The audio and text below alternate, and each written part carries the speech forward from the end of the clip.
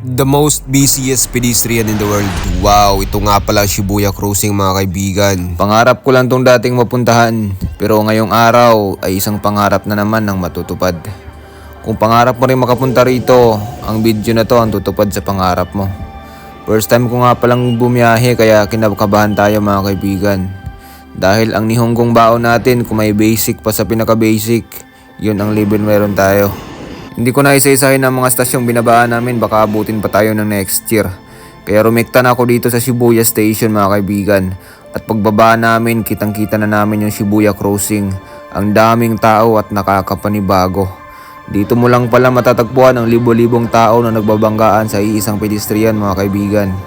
At dahil nandito na rin tayo, hindi pwedeng hindi natin sulitin to. At ang unang nga naming destinasyon ay itong mahabang touring ito.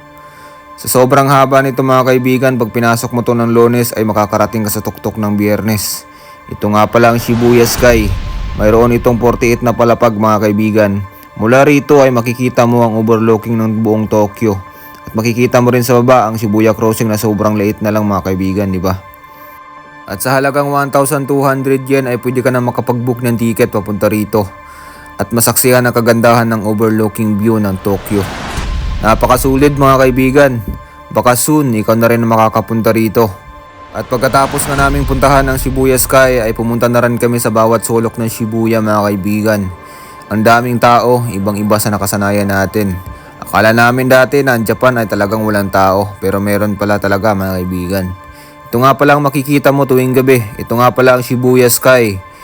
Kanina ang sobrang taas, pero ngayon 2 dangkal ko na lang yan. At pinuntahan ko na rin ang historical na aso ng Shibuya Station. Ang daming tao, pinagkakaguluhan. Kung gusto mong kumuha ng litrato ay kailangan po pang pumila ng mahaba. Sino ba namang hindi makakakilala sa asong ito? Siya nga pala si Hachiko mga kaibigan. Ang asong 10 taong naghintay sa pagbabalik ng kanyang amo. Napakasulid. At ito nga ang realidad sa Shibuya, Tokyo mga kaibigan. Napaka-crowded, ang daming tao. Halos ang paglalakad ng maayos ay hindi mo magawa.